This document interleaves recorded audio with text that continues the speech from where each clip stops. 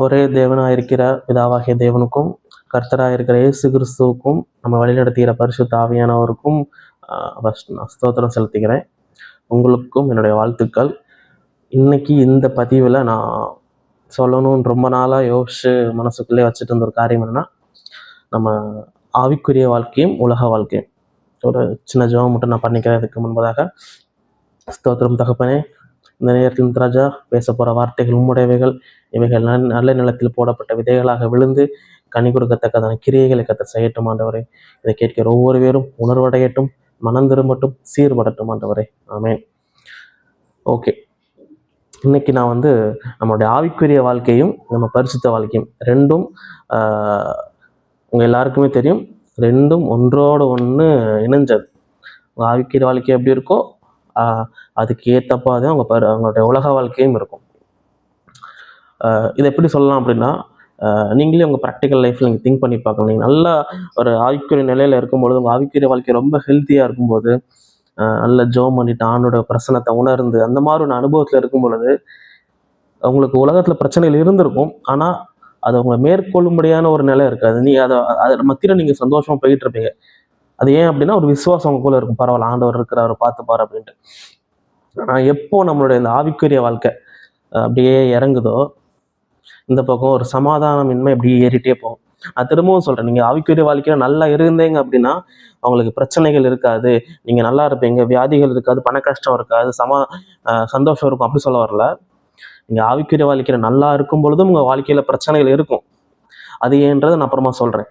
ஆனால் ஆவிக்குரிய வாழ்க்கையில் நீங்கள் பின்தங்கி போகும்பொழுது ஒரு சோறு, சரி நீங்கள் நினைக்கலாம், நல்லா ஜெபம் பண்ணிட்டு தான் இருந்தேன், எதுவுமே நடக்கலை, ரொம்ப வருஷமாக ஜெபம் பண்ணுறேன், எதுவுமே வேலைக்கு ஆகிற மாதிரி தெரில, குறிப்பிட்ட விஷயத்துக்காக ஜெபம் பண்ணுறேன், நடக்க மாட்டேங்குது, குறிப்பிட்ட ஒரு மனுஷங்களுக்காக ஜெபம் பண்ணுறேன், எந்த மாற்றமும் இல்லை அவங்களுக்குள்ள, இல்லை குறிப்பிட்ட ஏதோ ஒரு காரியத்துக்காக அவங்க வேலை நிமித்தமாகவோ இல்லை அவங்க தனிப்பட்ட வாழ்க்கையிலையோ எதேனோ வேணா இருக்கலாம், அதில் ஒரு பதில் இல்லைன்ற சூழ்நிலை இருக்கும் பொழுது ஒரு இயல்பாகவே ஒரு சோர்வு வரும். சரி, ஓகே, என்ன அடி ஜெபம் பண்ணிட்டு அப்படியே விட்டுறலாம், போகிற போக்கில் போகலாம் அப்படின்ற ஒரு நிலைமை வரும்.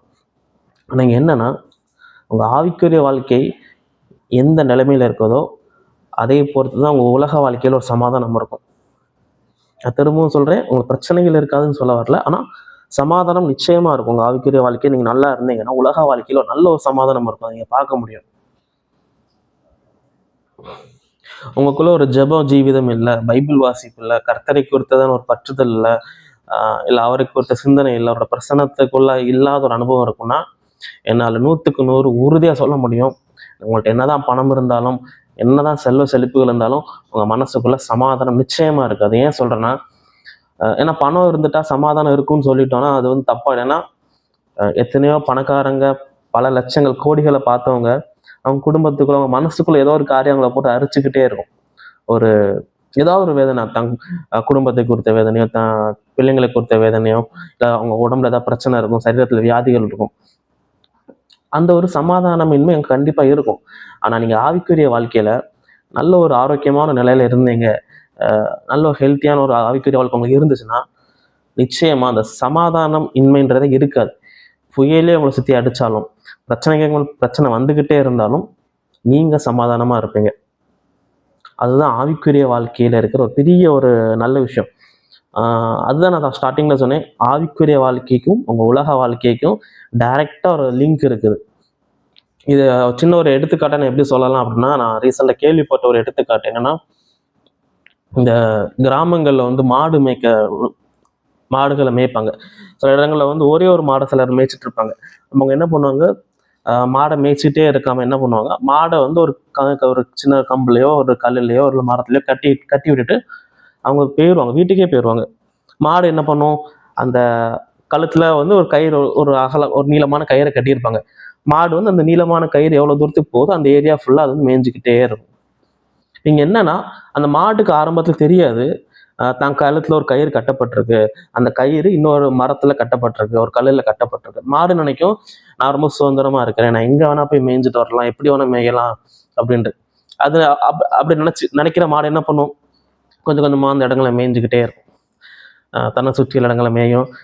ஏன்னா அந்த கயிறு இன்னும் இருக்குது, மீதமான கயிறுகள், அந்த மரத்துக்கும் மாட்டுக்கும் நடுவில் கயிறு, மாடு கூட கொஞ்சம் தூரம் போகும். பரவாயில்லப்பா, நம்ம இன்னும் சுதந்திரமா தான் இருக்கிறோம், இன்னும் கொஞ்சம் தூரம் புல்ல மேயறதுக்கு. ஆனா ஒரு கட்டத்துல அந்த ஒரு அந்த கயிறோட நீளமெல்லாம் முடிஞ்சிருச்சுன்ற நிலம் வரும் பொழுது அந்த கயிறு அப்படியே இழுக்கும் அந்த மாட்டை. ஏன்னா இங்க இந்த இடத்துல கயிறு கட்டிருப்பாங்க இந்த ஒரு மரத்துல. அப்பதான் அந்த மாட்டுக்கு தெரிய வரும், ஓ நம்மளை வந்து கட்டியிருக்காங்க போல கயிறுல. நம்ம நினைச்ச மாதிரி நம்ம அப்படியே எங்க வேணா போய் மேய்ஞ்சிட்டு வந்துடலாம்னு முடியாது, நம்மளுக்கு ஒரு லிமிட் இருக்குது. அப்ப அந்த மாடு என்ன நினைக்கும், ஓகே இந்த இடத்துல கயிறு ஒரு கட்டத்துக்கு அப்புறம் கயிறு இருக்கும் கழுத்துல. ஏன்னா அங்க வந்து கட்டப்பட்டிருக்கிறதுனால கழுத்துல வலி வரும். அப்பதான் தெரியும், ஓகே நம்ம திரும்ப போகணும் போல. அப்ப என்ன பண்ணும், திரும்ப அந்த இடத்துக்கே வரும். இதை நம்ம ஆண்டவருக்கும் நமக்கும் உள்ள உறவுல நம்ம வந்து பொருத்தி பார்த்தோம் அப்படின்னா, நம்ம சில நேரம் நினைக்கலாம், நீங்க அவங்கள ஆவிக்குரிய வாழ்க்கையே நல்ல ஒரு ஆவிக்குரிய வாழ்க்கை இருக்காது, ஜெபம் பண்ண மாட்டேங்க, பைபிள் வாசிக்க மாட்டேங்க, ஆனாலும் எல்லாம் நல்லா போற மாதிரியான ஒரு ஒரு ஒரு ஒரு தன்மை இருக்கும். குடும்பத்துல பிரச்சனை இருக்காது, போதுமான வருமானம் வந்துட்டு இருக்கும், வியாதிகள்ன்ற காரியத்துக்கு இடம் இல்லாம இருக்கும், எல்லாம் நல்லபடியா போயிட்டு இருக்கும். அப்ப நீங்க நினைப்பீங்க, ஓகே பரவாயில்லப்ப, நம்ம வந்து இப்படியே கண்டினியூ பண்ணலாம் போல, நம்ம ரொம்ப பெருசா ஆண்டவர்கிட்ட டச் இல்லாம கூட நம்ம உலக வாழ்க்கையில எப்படி நம்ம அழகா சந்தோஷமா நம்மளை ஜெயம் கொள்ற வாழ்க்கையை வாழலாம் நினைச்சிட்டு இருப்பீங்க. ஆனா இங்க இந்த மாடு மாதிரி தான் நீங்க நினைப்பீங்க, நம்ம எப்படி வேணா வாழ்ந்துடலாம், நம்ம சந்தோஷமா தானே இருக்கிறோம், நமக்குள்ள என்ன கவலை இருக்குது அப்படின்ட்டு. ஆனா நீங்க ஒரு கட்டத்துக்கு மேல போக போக போக கருத்துட்டு தூரம் போய்கிட்டே இருப்பீங்க. ஆவிக்குரிய வாழ்க்கையில இந்த ஆண்டுக்கு கொடுக்க வேண்டிய முக்கியத்துவங்கள் நீங்க கொடுக்காம அந்த ஆண்டுக்கு கொடுக்க வேண்டிய நேரத்தை நீங்க வந்து கம்மி பண்ணும் பொழுது நீங்க ஆண்டு தூரம் போய்கிட்டே இருப்பீங்க. எப்படி இந்த மாடு தான் கட்டப்பட்ட நிலையில அந்த தூரம் போய்கிட்டே இருக்குதோ அதை போய்கிட்டே இருப்பேன். ஒரு பாயிண்ட்டுக்கு அப்புறம் தான் உங்களுக்கு தெரியும், வாழ்க்கையில ஒரு பெரிய இடி வந்து விழும், ஒரு பிரச்சனை இல்லைன்னா ஒரு காலத்தாமதம் நடந்துட்டே இருக்கும். அது ரொம்ப ஒரு ஃப்ரஸ்ட்ரேஷனுக்குள்ள உங்களை கொண்டு போய் விடும்பொழுது தான் தெரியும், அந்த இடம் தான் உங்களுக்கு ஒரு பிரேக்கிங் பாயிண்ட் மாதிரி. அதுக்கப்புறம் நீங்கள் ஆண்டவர்கிட்ட வந்துடணும். எதுக்கு சொல்கிறேன் அப்படின்னா, நம்ம எல்லாருமே ஆவிக்குரிய வாழ்க்கையில் எப்போவுமே சிறந்து இருக்க முடியாது. நம்ம எல்லாருக்குமே குறைகள் இருக்கு, மாம்சம் இருக்குது சரிதான். ஆனால் நமக்குள்ள பிரச்சனைகள் ரொம்ப பெருசாகிட்டே போகுது, அது வந்து முடிவில்லாமல் இருக்குது, அடுத்தடுத்து பிரச்சனை வருது, குறிப்பிட்ட ஒரு காரியம் நம்ம மனசை போட்டு அழிச்சுக்கிட்டு இருக்குதுன்ற பொழுது அப்போ நம்ம உணர்வடைஞ்சு, ஓகே இதுக்கு மேலே நம்மளால முடியாது, நம்ம ஆண்டவர்கிட்ட போனால் மட்டும்தான் நமக்கு சமாதானம், நம்ம ஆண்டவருக்குள்ள திரும்ப வளர்ந்தா மட்டும்தான் நமக்கு அதுல இருந்து ஒரு மீட்பு. நம்ம இழந்து போன ஆவிக்குரிய வாழ்க்கையை திரும்பி நம்ம வந்து கட்டி கர்த்தரோட கிருபையினால் அதுல வளர்ந்தா மட்டும்தான் நம்ம அந்த காரியத்திலிருந்து மீண்டு வர முடியும், சமாதானமா இருக்க முடியும்ன்ற ஒரு நிலையை நீங்க புரிஞ்ச ஆண்டுகிட்ட வந்துட்டீங்க அப்படின்னா அப்போ உங்களுக்கு அங்க வந்து ஒரு வாழ்வு ஆரம்பிக்கும். எப்படி இந்த மாடு தான் கழுத்துல வந்து கயிறு இருங்கினதுக்கு அப்புறமா திரும்ப வருது தான் நிலைக்கு. அதே போலதான் நீங்களும் ஒருவேளை அந்த பிரச்சனைக்கு மேல பிரச்சனை, ஒரு குறிப்பிட்ட சுச்சுவேஷன்ல மாட்டிக்கிட்டு இருக்கிறீங்க அப்படின்னா முடிஞ்ச அளவுக்கு மாம்சத்துல போராடி பார்த்துருப்பீங்க, முடியாது. ஆனா ஒரு கட்டத்துக்கு அப்புறம் என்னது, நம்மளால முடியாதுப்பா, ஆண்டவர்கிட்ட போனா மட்டும்தான் எனக்கு விட கிடைக்கும்ன்ற தெரிஞ்சு வந்துடணும். இதைதான் இயேசு கிறிஸ்து ரொம்ப அழகா இளையகுமாரன் அந்த ஓமையில சொல்லியிருப்பார். இளையகுமாரன் அப்பா கிட்ட அந்த காசெல்லாம் வாங்கிட்டு ஜாலியா வாழ்ந்தான். ஆனா ஒரு கட்டத்துல அவனுக்கு தெரிய வருது, நம்ம கிட்ட அந்த காசெல்லாம் அழிஞ்சு போச்சு, நமக்கு சாப்பாடு கூட கொடுக்கறதுக்கு ஆள் இல்லை, நமக்கு இருக்கிறதுக்கு இடம் இல்லை. தெரிஞ்ச அந்த பையன் தான் அப்பாவை நோக்கி ஓடி வரான். திரும்ப ஏன் ஓடி வரான்னா, அவனுக்கு வாழ்க்கையில பிரச்சனை அதிகமாயிட்டு, இதுக்கு மேல தாங்க முடியல அவனால, இதுக்கு மேல உயிர் வாழ்றதுக்கு ஒண்ணுமே இல்லை, செத்தரலாம் போல நிலைமையில அவன் இருக்கிறான். அந்த நிலைமையிலும் திரும்ப ஓடி வந்துடுறான் அப்பா கிட்ட. அப்பா என்ன பண்ற, திறந்த கரத்தோட காத்துக்கிட்டு இருக்கிறார். இங்க நாமளும் என்ன பண்றோம், நல்ல விஷயம் என்னன்னா, நம்மள நிறைய பேர் அப்படி ஒரு நிலைமைக்கு போனதுக்கு அப்புறமா திரும்ப வந்துடுறோம்.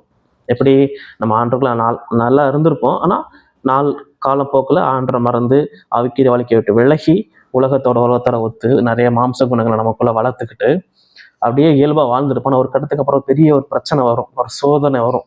அப்ப நமக்கு தெரிஞ்சிடும், ஓகே இதுக்கப்புறம் நம்ம ஆண்டவர் இல்லாம நம்மளால எதுவும் பண்ண முடியும் தெரிஞ்சதுக்கு அப்புறமா நம்ம கடகடான ஆண்டுகிட்ட ஓடி வந்துருவோம். இது நம்மள பெரும்பாலானவர்கள் பண்ணக்கூடிய நல்ல விஷயம், உண்மையில ரொம்ப நல்ல விஷயம். ஆனா இன்னும் கொஞ்சம் பேர் ரொம்ப ரொம்ப ரொம்ப ரொம்ப மோசமான ஒரு நிலைக்கு போவாங்க. அது எப்படின்னா, அந்த நிலையை அடைஞ்சதுக்கு அப்புறம் அந்த சோதனை இதுக்கு மேல செத்தரலாம்பான்னு தோன்ற அளவுக்கு வந்ததுக்கு அப்புறமும் கூட ஆண்டவர்கிட்ட வரமாட்டாங்க அவங்க. எப்படி இந்த மாடு, ஒருவேளை அந்த மாடு கழுத்துல கயிறு கட்டி அது கழுத்து இருக்கும் பொழுது அது வலிக்குது, நினைச்சு பாருங்க. அந்த மாடு பரவாயில்ல, வலிச்சாலும் பரவாயில்லப்பா, நான் கூட கொஞ்சம் தான் தள்ளி தான் போச்சுன்னா அது கழுத்தறி செத்து போயிடும்.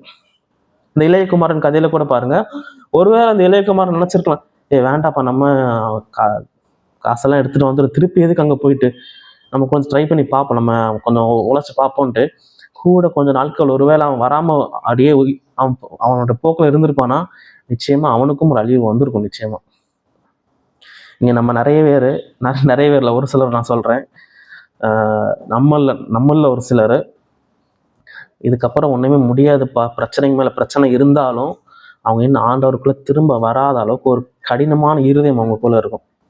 இது எப்படின்னா, நம்ம ஆண்டவர் விட்டு பிரிஞ்சு போக போக போக அந்த நிலைமை எப்படி இருக்குன்னா, கத்திக்கு மேலே நடக்கிற மாதிரி. ஆனால் இதுக்கப்புறம் ஒன்றுமே இல்லைப்பா, திருப்பி ஆண்டர்கிட்ட வந்து தான் ஆகணும். நம்ம இதுக்கு மேலே போராடுறதுக்கு ஒன்றும் இல்லை, ட்ரை பண்ணுறதுக்கு எதுவும் இல்லை, ஆலோசனை கேட்கறதுக்கு யாரும் இல்லை, எதுவுமே வேலைக்கு ஆகணும்னு தெரிஞ்சதுக்கு அப்புறமா ஆண்டர்கிட்ட வரோம் பார்த்தீங்களா. ஆனால் அந்த நிலைமையிலையும் வராமல் இருக்கிறவங்க கத்திக்கு மேலே டான்ஸ் ஆடுற மாதிரி அவங்க கூட கொஞ்சம் காயப்பட்டு காயப்பட்டு காயப்பட்டு அழிவுக்கு நேராக போய்கிட்டே இருக்கிறாங்க. என்னால் நிறைய பேர் எனக்கு தெரியும், அந்த நிலைமையில் இருக்கிற நிறைய பேர். என்கிட்டலாம் ரொம்ப சமீபமாக கூட ஒரு பிரதர், ஒரு அண்ணன் என்கிட்ட சொன்னாங்க, ஆண்டருக்குள்ளே வளரணும்னு ஆசை இருக்குது, ஆனால் முடிய மாட்டேங்குது, ஏதோ ஒன்று பிடிச்சி இழுக்குது, நல்லா இருக்கிறேன் அப்போ கீழே வந்துடுறேன், நல்லா இருக்கிறேன் கீழே வந்துடுறேன் அப்படின்னா, இந்த இடத்துல அவர் வாழ்க்கையில் இப்போ என்ன சொல்கிறது, இப்போதான் அந்த மாடு கயிறில் கட்டி மேய்ஞ்சிட்டு இருக்கிறாரு. அவர் நினைக்கிறாரு நமக்கு டைம் இருக்குது போல் ஆண்டருக்குள்ளே வளர்றதுக்கு அப்படின்ட்டு. ஆனால் அவருக்கு தெரியல ஒரு டைமில் கழுத்து இறுகும் அப்படின்ட்டு. நம்ம எல்லாரும் அந்த நிலைக்கு போனதுக்கு அப்புறம் தான் திரும்ப வரணும்னு நம்ம நினைக்கிறோம். அப்படி இல்லை, நம்ம அந்த ஆரம்பத்திலேயே நமக்கு தெரிஞ்சிடும், ஒரு சிம்டம்ஸ் தெரியும். ஓகே, விஷயங்கள் ரொம்ப நாள் தள்ளி போயிட்டே இருக்குது, மனசுக்குள்ள சமாதானம் இல்லை, இந்த வியாதி வளர்ந்துக்கிட்டே இருக்குது, இந்த குறிப்பிட்ட நபர்கள் மத்தியில் ஒரு மாற்றம் இல்லை அப்படின்ற அந்த அறிகுறிகள் அந்த காலத்தாமதம் நடக்கும் போதே நீங்கள் தெரிஞ்சுக்கணும், தேவன் ஏதோ ஒரு விஷயத்துக்காக அதெல்லாம் அனுமதிக்கிறார் அப்படின்ட்டு. எதுக்குன்னா உங்களை ரசிக்கும்படியா, உங்களை மனம் திரும்ப வைக்க முடியும். நீங்கள் நினைக்கலாம் நான் மனம் திரும்பியா ரசிக்கப்பட்டேன்னா அது அர்த்தம் இல்லை. நீ கர்த்தருக்குள்ள நிலையா இருக்கிறது மட்டும் தான் ரசிக்கப்பட்ட நிலைமை. நீங்கள் எப்படின்னா, நான் ஆவிக்குரிய வாழ்க்கையில் வளர மாட்டேன், ஆனால் என்ன சுற்றி இருக்கிற காரியங்கள் என்ன சார்ந்த விஷயங்கள் நல்லபடியாக இருக்கணும்னு நீங்கள் நினைக்கிறது ரொம்ப ரொம்ப ரொம்ப சுயநலம். தேவன் அப்படி செயல்படவே மாட்டார். நீங்கள் ஒருவேளை ஆண்டரை ஏற்றுக்கொண்டவங்களா இருந்தீங்கன்னா நிச்சயமாக தேவன் உங்களை புடமிடுதலுக்குள்ள உட்படுத்துவார். அது நீங்கள் எல்லாருக்கும் பொருந்தும். சிலர் சொல்லுவாங்க, தன் சிலுவையை எடுத்துக்கொண்டு வரக்கூடியவன் வசனத்தை எடுத்துட்டு இது ஊழியம் செய்கிறவங்களுக்கும் என்ன சொல்றது, ஆண்டருக்குன்ட்டு தன் வாழ்க்கையை சுவிசேஷர்களுக்கு மட்டும்தான் அந்த வசனங்க, அப்படிலாம் இல்லை. கிறிஸ்தவர்களுக்கு அந்த வசனம் பொருந்தும். எல்லாருக்கும் சிலுவை இருக்குது, எல்லாருக்கும் புடமிடுதல் கட்டாயம் இருக்குது. நான்லாம் அந்த போன மாதம் ஒரு சர்ச்சுக்கு போயிருந்தேன். அங்கே ஒரு லேடி பிரசங்கம் பண்ணுறாங்க, உங்கள் வாழ்க்கையில் கஷ்டத்தையே தேவன் கொடுக்க மாட்டாருங்க, அவர் உங்களை அன்பாக மட்டும்தான் வச்சிருப்பாரு, அன்பிலேயே உங்களை வளர்த்து கொண்டு போவார். நானும் அதில் மாற்று கருத்து இல்லை. தேவன் யாரையும் கஷ்டப்படுத்த மாட்டார். யார் அவர் அவர் நோகடிச்சு பார்க்கணும்னு அவர் விரும்ப மாட்டாரா. ஆனால் தேவன் கடினமான சூழ்நிலைகளை அனுமதிப்பார், உங்களை ஒரு சோதனைக்குள்ள உட்படுத்துவார். ஏன் அப்படின்னா அப்பதான் நீங்க இன்னும் அதுல இருந்து தகுதியை அடைஞ்சு மெருகேறி வர முடியும், இன்னும் மேலும் பரிசுத்தமாக முடியும். வசனம் தான் சொல்லுது, அவர் உங்களை பொன்னை போல புடமிடுவார், வெள்ளியை போல புடமிடுவார்னு பவுல் சொல்றாரு. ஆனபடியால் நாங்கள் சோர்ந்து போகிறது இல்லைங்கிறார் பவுல். அப்ப இங்க அர்த்தம் என்னன்னா, அவருக்கு சோர்வுகள் வந்திருக்குது. பவுலுக்கே சோர்வுகள் வரும் பொழுது ஆஃப்டர் ஆல் நம்மெல்லாம் அதுல ஒண்ணுமே இல்லை, நம்ம கட்டாயம் சோர்வுகள் வரும், சோதனைகள் வரும். ஆனால் தயவு செஞ்சு இந்த ரொம்ப ஒரு மேம்போக்கான ஒரு இனிமையான பிரசங்கங்களை கேட்டு ஏமாந்து போயிடாதீங்க. தேவன் அன்பானவர்னா அன்பானவர், நானும் கூட சேர்ந்து சொல்லுவேன், 100க்கு 100 டவுட்டே இல்லை. ஆனால் அதே தேவன் ஞானமுள்ள தகப்பன் என்ன பண்ணுவார்னா, தன்னுடைய மகனோ மகளோ தன்னை விட்டு விலகி போறான்ற நிலைமை வரும்போது அவங்களை கண்டிப்பார், அவங்கள ஒரு அடி அடிப்பார் நிச்சயமா. அந்த அடி எதுக்குன்னா அவங்களை அழ வைக்கணும், அவங்களை கஷ்டப்படுத்தணுன்றதுக்காக இல்லை, திருப்ப தன்னிடமாக சேர்த்து கொள்ளணும் அப்படின்றது. ஸோ அதனால நான் இப்போ சொல்ல வர விஷயம் என்னன்னா, தயவு செஞ்சு இனியும் காலம் தாழ்த்த வேண்டாம். நீங்கள் கேட்குற நீங்கள், அதை பார்க்குற நீங்கள், யாராக இருந்தாலும் சரி, நீங்கள் என்ன நிலைமையில் இருந்தாலும் சரி, ஒருவேளை இது உங்களுக்கு பொருந்துற மாதிரி இருந்துச்சுன்னா, உங்கள் வாழ்க்கையில் பிரச்சனைகளை மட்டுமே சந்திச்சுட்டு இருக்கிறீங்க, எந்த ஒரு மாற்றமும் இல்லை, ஏன் நீங்கள் கேட்குறீங்கன்னா இதான் விட, நீங்கள் ஆண்டருக்குள்ளே திரும்ப வரணும். அது ஒன்று தான் ஆன்சர். நீங்கள் இதை தவிர்த்து வேறு என்ன ட்ரை பண்ணாலும் தேவன் அதை எல்லாத்தையும் செயலிழக்க பண்ணுவார். நீங்கள் ஆண்டவருக்குள்ள வளராம வேற ஒரு சொல்யூஷனுக்கு போனீங்கன்னா தேவன் அதை அனுமதிக்கவே மாட்டார். தேவன் அந்த இடத்துல இறங்கி அதை ஸ்டாப் பண்ணுவார், அதை செயலிழந்து போக பண்ணுவார். அந்த காரியங்கள் எல்லாத்தையுமே நீங்க ஆண்டவருக்குள்ள மனம் திரும்பி அவருக்குள்ள வளர்ந்து கடைசியா நீங்க நித்திய ஜீவனுக்கு போகணுன்றது அவருடைய அல்டிமேட் எய்மே, அதுதான் அவருடைய பிரதான நோக்கமே. அந்த நித்திய ஜீவனுக்கு உங்களை கொண்டு வர்றதுக்கு தேவன் என்ன வேணாலும் பண்ணுவார் அவங்கள. நீங்க இது ஒரு மோசமான விஷயமா எடுத்துக்க வேண்டாம், கடினமான காரியமா எடுத்துக்க வேண்டாம், அன்பின் நிமித்தமாக எடுத்துக்கோங்க, அவரோட அன்பின் வெளிப்பாடாக நினைச்சுக்கோங்க. அதாவது அவரு உங்களை நித்திய ஜீவனுக்கு எடுத்துட்டு போறதற்காக உங்களை அவர் என்ன வேணாலும் பண்ணுவார். அவர் உங்களை கொன்னாலும் சந்தோஷப்படுங்க. அதுக்காக உங்களை நித்திய ஜீவன் எடுத்துட்டு போறதற்காக அவர் உங்களை கொன்னாலும் சந்தோஷப்படுங்க, உங்களை நோகடிச்சாலும் சந்தோஷப்படுங்க. நான் திரும்பவும் சொல்றேன், தேவனை வந்து ஒரு ஒரு வில்லனா காட்ட வரல, ஒரு மோசமானவர்னு சொல்ல வரல. தேவன் நம்மளை புடம்பிடிக்கிறவர்னு சொல்ல வரேன். ஏன்னா இப்போ உள்ள எல்லா சபைகள்லையும் நிறைய இடங்கள்ல தேவன் அன்பா இருக்கிறான்னு சொல்றதற்கு லட்சக்கணக்கான சபைகள் இருக்கு, கோடிக்கணக்கான ஆட்கள் இருக்கிறாங்க. ஆனா தேவன் புடம்பிடுவாருங்க, உங்களை சோதனைக்குள்ள உட்படுத்தி உங்களை நடத்துவாருங்க, ஏன்னா உங்களை தகுதிப்படுத்துவாருங்க. இப்படிலாம் சொல்றதுக்கு ரொம்ப ரொம்ப ரொம்ப ஆட்கள் கம்மி, சபைகள் ரொம்ப ரொம்ப கம்மி எனக்கு தெரிஞ்சு. ஏன்னா நம்ம மக்கள் இந்த மேம்போக்கான ஒரு ஒரு சுகர் கோட்டை அப்படிம்பாங்க, அதாவது ரொம்ப இனிமையான சத்தியங்களை கேட்டு கேட்டு கேட்டு அவங்களுக்கு உள்ள ஒரு ஒரு எண்ணம் இருக்கும், ஓகே தேவன்னா இப்படிதான், அப்புறம் ஓகே தேவன் அன்பானவர், பாசமானவர், நம்ம என்ன பண்ணாலும் அவர் பொறுமையா இருப்பார். மாற்றுக்கருத்தே இல்லை, நீங்க சொன்ன எல்லாமே உண்மை. ஆனா இதை கூட இன்னொன்று ஆட் பண்ணிக்கோங்க, தேவன் நம்மளை புடம்பிடிக்கிறவர். நீங்க இருக்கிற நிலைமையிலே நீங்க எப்படி வேணும் அழிஞ்சு போயிருங்க விட மாட்டார். அவர் உங்க மேல அன்புன்னு இருக்கனாலதான் உங்க வாழ்க்கையில பிரச்சனையிலே அனுமதிக்கிறார். நீங்க சொல்ற இது கேட்கறது கொஞ்சம் வேடிக்கையா இருக்கும். உங்க வாழ்க்கையில திரும்ப திரும்ப திரும்ப பிரச்சனை வந்துகிட்டே இருக்குன்னா அவர் உங்க மேல ரொம்ப ரொம்ப ரொம்ப அன்பாவே இருக்கிறார், ரொம்ப அன்பா இருக்கார். அவர் எண்ணம் ஃபுல்லா உங்களை பத்தி மட்டும்தான் இருக்குது. நீங்க நினைக்கலாம், நல்ல ஜோம் பண்ணிட்டு இருக்கிறேன், நல்ல கர்த்தருக்கு உண்மையா இருக்கிறேன், வாழ்க்கை ரொம்ப ஆரோக்கியமா தான் இருக்கு, ஆனாலும் என் வாழ்க்கையில பிரச்சனைகள் இருந்துட்டே இருக்குன்னா அங்கதான் நீங்க இன்னொரு விஷயத்த கத்துக்கணும். உங்க ஆவிக்குரிய வாழ்க்கையில கட்டாயம் ஏதோ ஒரு தப்பான டைரக்ஷன்ல போயிட்டு இருக்கிறீங்க, நீங்க உங்களை நீங்களே ஏமாத்திக்கிட்டு இருக்கிறீங்க அப்படின்னு அர்த்தம். ஏன்னா நீங்க தேவன் வந்து ஏதோ ஒரு வரம் தரக்கூடிய ஒரு ஆள் இல்லை. கேட்டதுக்கெல்லாம் உங்களை வந்து காப்பாத்திக்கிட்டு கண்டிப்பா உங்களை காப்பாற்றுவார், உங்களை ஆசீர்வாதம் கொடுப்பாரு, அதை மாற்றிக்கிறதே இல்லைன்னா தேவன் அதையும் தாண்டுன்னு ஒரு நிலையில இருக்கக்கூடியவர். அந்த ஒரு தன்மையில அவரை பார்க்கணும், சரிங்களா? ஸோ அதனால இந்த விஷயம் யாருக்கு இது வந்து உணர்த்தப்பட்டிருந்தாலும் மனம் திரும்புங்க. நான் மனம் திரும்புங்கன்னு சொல்றது தேவன் கிட்ட திரும்ப ஓடி வந்துருங்க. தயவு செஞ்சு கழுத்து இறுகிட்டு இருக்கு, ஏற்கனவே எனக்கு உணர முடியுது, உங்க நிறைய பேருக்கு கழுத்து இறுகி இன்னும் நீங்க சாகல, அவ்வளவுதான். அந்த மாட்டை போல இன்னும் நீங்க தூரமா தான் போகணும்னு நினைக்கிறீங்க. தயவு செஞ்சு தப்பு பண்ணாதீங்க. திரும்ப எவ்வளோ வேகமா ஓடி வரமோ ஓடி வந்துருங்க தேவன்கிட்ட. எந்தெந்த காரியங்கள்லாம் நீங்க இழந்து போனீங்களோ ஆவிக்கிற வாழ்க்கை எல்லாத்தையும் திரும்ப தட்டி நீங்க இது பண்ணுங்க. பைபிள் எடுத்து வாசிங்க, ஜோமன் ஆரம்பிங்க, சர்ச்சுக்கு போங்க, எல்லாம் பண்ணுங்க. ஏன்னா இளையகுமாரன் சில நேரங்கள் நீங்க நினைக்கலாம் இளையகுமாரன் மோசமானவன் நினைக்கலாம், ஆனா இளையகுமாரன் ரொம்ப ரொம்ப ரொம்ப நல்லவன். ஏன்னா அவன் வந்து ஒரு கட்டத்துல தான் எதுவுமே பண்ண முடியாதுன்னு தெரிஞ்சதுக்கு அப்புறமா தான் அப்பா கிட்ட ஓடி வந்துட்டான். ஆனா நீங்க இன்னும் ஓடி வராம இருக்கிறீங்க. இளையகுமாரன் எவ்வளவோ உத்தமன் உங்களை காட்டிடும். தயவு செஞ்சு நீங்களும் அந்த உத்தம நிலையை அடைஞ்சு திரும்ப ஓடி வாங்க. திரும்பவும் சொல்றேன், உங்க ஆவிக்குரிய வாழ்க்கை எந்த அளவுக்கு வளருதோ அந்த அளவுக்கு உங்க உலக வாழ்க்கையில இருக்கிற சமாதானம் வளர்ந்துக்கிட்டே போகும். உங்களுக்கு சமாதானம் வேணும், உலக வாழ்க்கையில சமாதானம் வேணும்னா நீங்க ஆண்டவர்கிட்ட திரும்ப வந்து உங்க ஆவிக்குரிய வாழ்க்கையை திரும்ப சீர்படுத்தி அதை வந்து கட்டி எழுப்புங்க. தேவன் தாமே இந்த வார்த்தைகள் உங்களுக்கு பிரயோஜனம் உள்ளதாக மாற்றி கொடுக்கணும். யாரும் இதை வந்து உதாசீனப்படுத்திட வேண்டாம். ஏன்னா ரொம்ப நாள் அதை யோசிச்சு ஒரு பாரத்தோட தான் நான் இதை வந்து வீடியோவே பண்ணணும்னு நினச்சிட்டு இருந்தேன். ஏன்னா ஆடியோவாக அனுப்புறதை காட்டிலும் வீடியோவாக அனுப்பும்போது கூட கொஞ்சம் ஸ்ட்ராங்காக கன்வே ஆகும். அது வந்து இன்னும் இப்போ உங்கள் இருதயத்தில் ஆழமாக வந்து அதை சென்றடையும் அப்படின்ற ஒரு நம்பிக்கை இருந்தது. சரி, ஓகே. தேவன் தாமே இந்த காரியங்களே உங்களுக்கு பிரயோஜனமுள்ளதாக மாற்றி கொடுக்கட்டும். தேவன் நாம மட்டுமே மேம்படுவதாக. ஆமென்.